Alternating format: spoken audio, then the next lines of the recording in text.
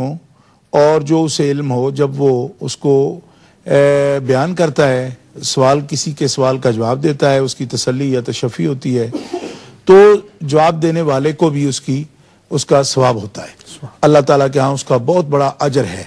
تعلیم و تعلم اسی لیے سرکار دو عالم علیہ السلام کا فرمان ہے کہ متعلم اور معلم جو ہیں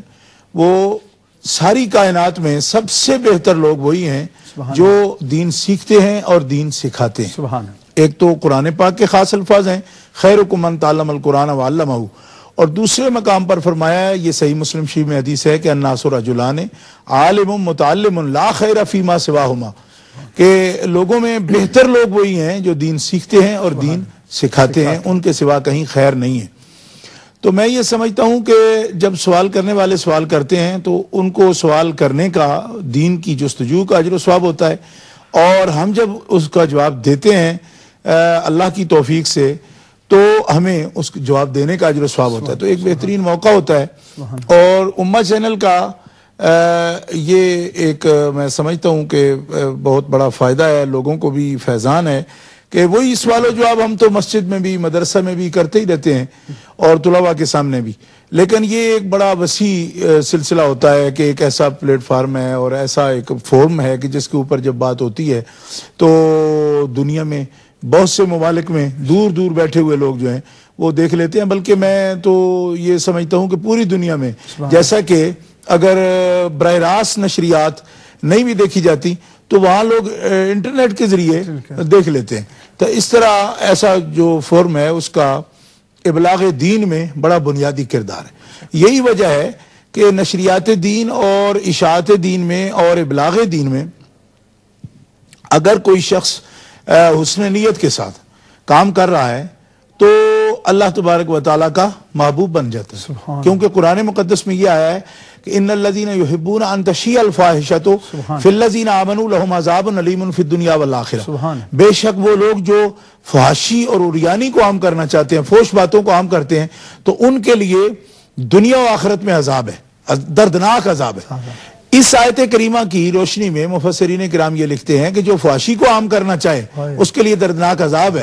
اس کے مقابلے میں جو حیا اور دین کی بات کو عام کرنا چاہے اس کے لیے بہت بڑا محبوبیت کا مقام ہے، کیونکہ ایک چیز جب بیان ہوتی ہے تو اس کی ضد خود بخود ثابت ہو جاتی ہے۔ جب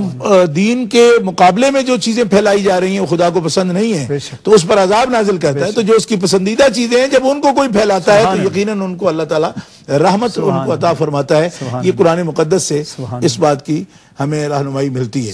تو یہ امہ چینل کے ذریعے میں یہ سمجھتا ہوں کہ حسن نیت کے ساتھ بیان کرنے والا بیان کرے اور جو انتظام کرنے والے حسن نیت کے ساتھ کریں، سوال کرنے والے اگر وہ صحیح معنوں میں حسن نیت کے ساتھ دین کے سلسلے میں رہنمائی کے حاصل کرنے کے لیے سوال کریں، ان کے لیے بھی تو یہ چینل نام کو چینل رہ جاتا ہے، ورنہ بڑی مقدس درسگاہ بن جاتی ہے، کیونکہ یہ وہی کام کر رہی ہے جو درسگاہ کے اندر بیٹھ کر کیا جاتا ہے۔ اس طرح یہ ایک بڑا مقدس سلسلہ ہے۔ بلکہ میں تو یہ گزارش کروں گا کہ درسگاہ کے اندر تو محدود لوگ ہوتے ہیں، اور خصوصی طور پر ہمارے معاشرے میں خواتین کے لیے یہ موقع جو ہے اس طرح جو ہے وہ میسر نہیں آتا، لیکن الحمدللہ ہمیں بہت سے کامنٹس ملتے ہیں کہ ہماری جتنی بھی مائیں بہنیں بیٹیاں ہیں وہ بڑی شدت اور بے چینی کے ساتھ آپ کے اس پروگرام کا انتظار کرتی ہیں، اور سب سے ایک اس کے علاوہ جو اور مجھے جو کامنٹس ملتے ہیں ان میں یہ ہیں کہ مسائل تو اور احباب جو ہیں وہ بھی سمجھاتے ہیں، لیکن الحمدللہ قبلہ شاہ صاحب جس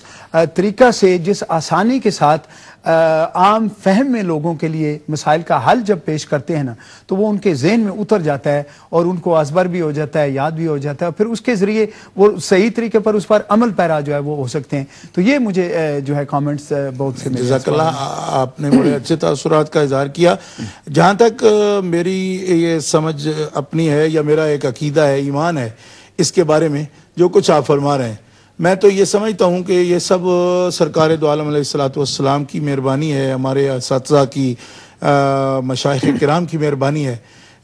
جیسے ہمارے ایک پنجابی کا شاعر ہے اس نے کہا، اور میری حقیقت بالکل وہی ہے، میں بخدا کوئی کسر نفسی قسم کی بلا بھی نہیں ہے. مطلب میں دل سے یہ بات کہتا ہوں کہ جیسے اس نے اپنے انداز سے لکھا کہ سارا فیض غریب نوازدہ ہے ورنہ کون غریب نو جاندہ ہے, میرے گل پٹا تیرے نام والا تیرے نام نو ہر کوئی سنجاندہ ہے. بس وہ کیفیت ہے, ورنہ من آنم کے من دانم. ہم تو یہ بھی نہیں سمجھتے کہ جو سوال آ رہا ہے کیا آئے گا اور کس طرح اس کو فیس کریں گے. اللہ احکم الحاکمین جل وعلا کا کرم, جو کچھ اپنے اساتذہ سے سیکھا تو اس سے لوگ یہ سمجھ لیتے ہیں کہ شاید ان کو بھی کچھ آتا جاتا ہے. تو ہم تو اسی نیت سے کہ دین اسلام کی خدمت ہو جائے, باقی اس کو پسند آئے اور مالک کو قبول ہو تو شاید انہی سوال جواب میں کوئی ایسی بات آ جائے جس سے ہمارا بیٹا پار ہو جائے اور اللہ تعالیٰ آخرت میں اس کی رضا نصیب ہو جائے. یہی ایک مسلمان کا مقصود ہے. اور آج جو چونکہ آپ کا عید اسپیشل ہے اس لیے آج تو آپ نے طلب کیا ہمیں بلایا دیا جائے انشاءاللہ العزیز, تو نعت بھی سنائیں گے. میں دراصل یہ عرض کرنا چاہتا تھا کہ جو عید ہوتی ہے نا, عید الفطر جس کو کہتے ہیں ہم, پرانے وقتوں میں ہم جب بچے تھے تو تب بھی سنتے تھے, آج کل تو خیر اسی مجالس کم ملتی ہیں. ہمارے پنجاب میں نا جی اس عید کو سیویوں والی عید کہتے تھے اور عید قربانی کو گوشت والی عید کہا جاتا تھا. یعنی سادے لفظوں میں, ایسے عربی میں تو عید الفطر کہیں گے, اس کو عید الضحیٰ یا عید الاضحیٰ کہیں گے, مگر سادے لفظوں میں یہ ہے کہ وہ گوشت والی عید ہے اور یہ سیویوں والی عید ہے. اور ایک عید عید میلاد النبی ہے جو سب عیدوں کی جان ہے. اسی عید کا صدقہ یہ سب عیدیں ہمیں نصیب ہوئی. روزے جیسی مقدس عبادت جب اپنی تکمیل کو پہنچی ہے تو اللہ احکم الحاکمین جل وعلا نے ہمارے لیے عید کا دن رکھا ہے. اور وہ مومنین کرام جنہوں نے رمضان المبارک آداب کے ساتھ بتایا اور آداب کے ساتھ وہ دن کو روزہ رکھا, روزے کے آداب کا خیال رکھتے ہوئے, اور رمضان المبارک کی راتوں میں قیام کیا, یعنی تراویح میں قرآن پاک سنا, 20 رکعتیں پڑھی انہوں نے, قرآن پاک سنا مکمل. بلکہ کئی ایسے خوش نصیب ہیں جنہوں نے کئی قرآن پاک سنے ہیں, شبینے ہو رہے ہیں. یہاں بھی سلسلہ شبینے کا حضرت علامہ سید منور حسین شاہ صاحب بخاری دامت برکاتہم العالیہ شبینہ کرتے ہیں. تو جنہوں نے کثرت کے ساتھ توجہ کے ساتھ قرآن پاک کو سنا, دن کو روزہ رکھا, رات کو انہوں نے قیام کیا, ان کی عید ہے. اصل میں عید ان لوگوں کی ہے. عید کو بطور تہوار تو ساری دنیا مناتی ہے, بلکہ میں یہ سمجھتا ہوں کہ بہت زیادہ جو ایک بے ہنگم خوشی ہے وہ لوگ کرتے ہیں کہ جن کا شاید رمضان شریف میں اتنا توجہ ہوتی ہی نہیں, لیکن عید میں وہ بھی شامل ہوتے ہیں. مگر یہ عید ہماری مسلمانوں کی ان عیدوں کی طرح نہیں ہوتی جیسے دوسری قوموں کی ہیں. کیوں؟ اس لیے کہ ہماری جو عید ہے وہ بھی صرف ایک تہوار نہیں, ایونٹ نہیں ہے, بلکہ وہ بھی اللہ کا شکر ہے. دیکھیں کہ جو عبادت ہم نے کی ہے رمضان المبارک, ہر ایک عید, 2 عیدیں جو بڑی ہیں ان کے اندر آپ دیکھیں کہ عید الفطر جو ہے وہ روزے جیسی عبادت کی تکمیل پر ہوتی ہے, اور عید الضحیٰ جو ہے وہ حج جیسی عبادت کی تکمیل پر ہوتی ہے. تو ایک تو دونوں ہی شکرانے کی عیدیں ہیں. اور پھر عید کے اندر بھی اسلام نے ہمیں یہ طریقہ یہ بتایا کہ کوئی صرف یہ کوئی عام بے ہنگم قسم کی ایک دھکم پیل یا ایک کوئی جشن یا میلہ نہیں ہے, بلکہ عید کے دن بھی اہتمام کے ساتھ کپڑے اچھے پہن کے اور صاف ستھرے پہن کے, خوشبو لگا کے, تکبیر کہتے ہوئے مصلی پر آؤ, عیدگاہ میں آؤ. یعنی کہ نماز, روزہ, عبادات, قیام اللیل, صلاۃ تراویح سب کچھ بھی کر کے جب تم خوشی کرو تو پھر بھی ایک دفعہ اللہ حاضر ہو جاؤ. تو قرآن مقدس میں اس دن کے لیے خاص طور پر بعض صوفیاء جو ہمارے بزرگ بیان کرتے تھے قرآن سے یہ مسئلہ, تو وہ فرمایا کرتے تھے لا تفسدوا فی الارض بعد اصلاحها,